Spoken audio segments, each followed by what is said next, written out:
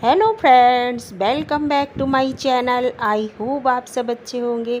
आज आप सबके साथ अपने अरेका पाम के पौधे को शेयर करने वाले हैं।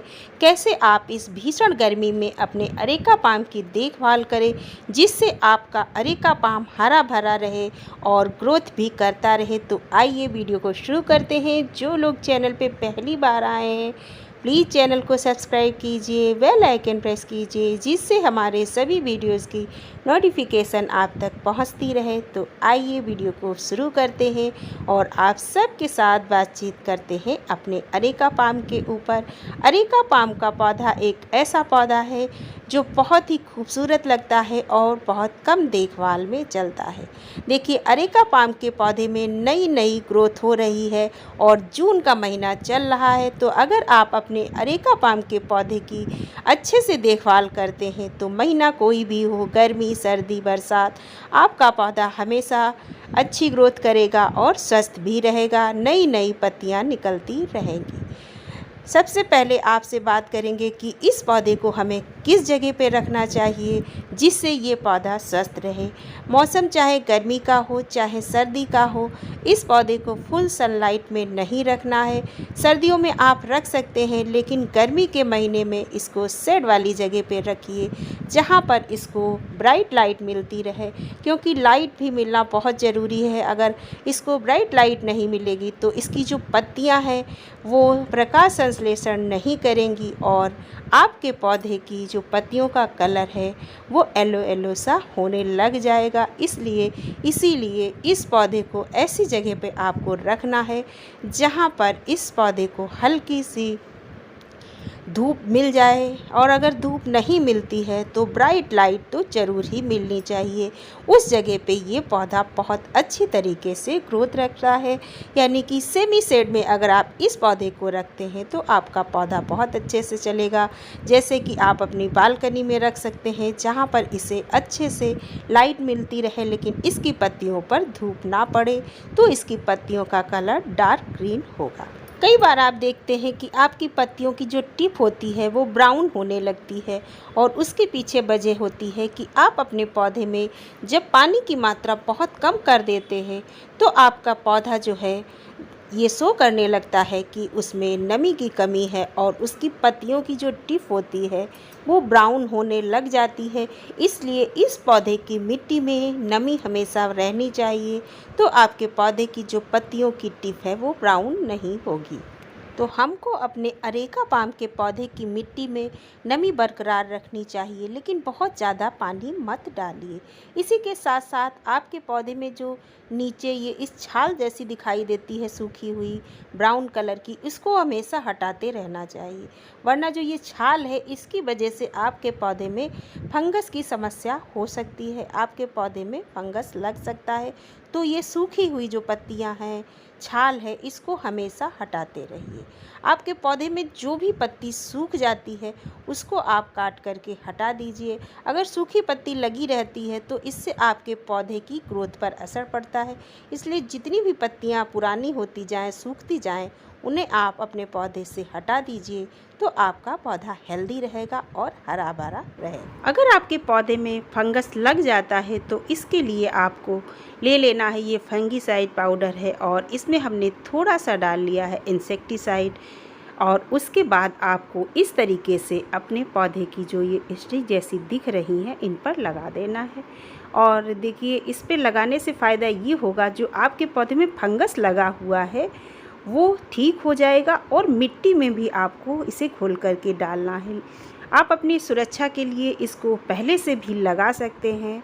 फंगीसाइड पाउडर है और उसके साथ ही साथ इसमें हमने थोड़ा सा इंसेक्टिसाइड भी डाल दिया है जिससे किसी भी तरीके के कीड़े मकोड़े इस पर ना हो। वैसे भी इस पौधे में बहुत ही कम कीड़े वगैरह लगते हैं क्योंकि इसमें हमने अभी तक कोई भी कीड़ा अपने पौधे में लगा हुआ नहीं देखा है। 3 सालों से हमारे पास ये पौधा है लेकिन इसमें किसी भी तरीके का कीड़ा नहीं लगा। तो इस तरीके से आप फंगीसाइड पाउडर को लगा दीजिए और थोड़ा सा आप घोल करके पानी में मिट्टी में डाल दीजिए, तो आपके पौधे की ना ही मिट्टी में किसी तरीके का फंगस रहेगा और ना ही आपके पौधे की जो डंडियां हैं उन पर फंगस लगेगा। अब बात कर लेते हैं, अगर आप इस टाइम पर या किसी भी टाइम पर पौधे को नया ला कर के लगाते हैं तो इसकी मिट्टी आपको कैसी रखनी है, क्योंकि अगर आपकी मिट्टी अच्छी नहीं होगी तो भी आपका अरेका पाम का पौधा ग्रोथ नहीं करेगा, बिल्कुल वैसे का वैसा ही बना रहेगा। तो इसलिए इस पौधे को लगाते समय मिट्टी बनाने पर ज़रूर ध्यान दीजिए। जो आप मिट्टी तैयार करते हैं उस मिट्टी में आपको आधी मिट्टी रखनी है, नॉर्मल मिट्टी जो खेत की मिट्टी या आपके गार्डन की मिट्टी हो, उसके साथ ही साथ उसमें आधा आपको वर्मी कंपोस्ट या गोबर की खाद मिलानी है। अगर गोबर की खाद है तो वो सबसे अच्छी खाद रहती है, क्योंकि गोबर की खाद में भरपूर मात्रा में पाया जाता है नाइट्रोजन, फास्फोरस, पोटेशियम और वो सारे पोषक तत्व जो पौधे की ग्रोथ को बढ़ाने में हेल्प करते हैं। इसलिए पौधे को लगाते समय जो मिट्टी तैयार करिए वो आधी गोबर की खाद और आधी आपकी साधारण मिट्टी होनी चाहिए। इस तरीके से भुरभुरी मिट्टी जो कि आपके पौधे की ग्रोथ को तेज़ी के साथ बढ़ाती है। जब भीषण गर्मी पड़ रही हो और टेम्परेचर बहुत ज़्यादा हाई हो तो पौधे की पत्तियों पर से ही पानी देना चाहिए, चाहे वो किसी भी तरीके का पौधा हो। और अरेका पाम के पौधे की पत्तियां जब धुली हुई होती हैं तो वो अच्छी तरीके से चमकदार और स्वस्थ रहती हैं। तो इस टाइम पर गर्मी के मौसम में आप पौधे की पत्तियों पर से पानी दीजिए। आपको नीचे जड़ में पानी डालने की ज़रूरत नहीं है। जितना पानी आप पौधे की पत्तियों पे डालते हैं तो वो नीचे भी पहुंच जाता है। हो सके तो आप हर दिन अपने पौधे की पत्तियों के ऊपर से ही पानी डालिए। पानी डालने का गर्मियों में ये सबसे अच्छा तरीका है। अगर बरसात होती है तो अगर आपका पौधा ऐसी जगह पे रखा हुआ है जहाँ पर इस पर पानी नहीं पड़ता है तो इसे निकाल करके आप बाहर बारिश में ज़रूर रखिएगा। एक बार बारिश में आप पौधा रख देंगे तो इसमें नई जान आ जाएगी। इसलिए जब भी बारिश होती है पौधे को हमेशा बाहर निकाल कर के रखिए। अब बात करते हैं सबसे ज़रूरी, इस पौधे को कौन सी खाद देनी चाहिए जिससे इसकी ग्रोथ तेज़ी के साथ हो और आपका पौधा जल्दी से जल्दी घना हो जाए।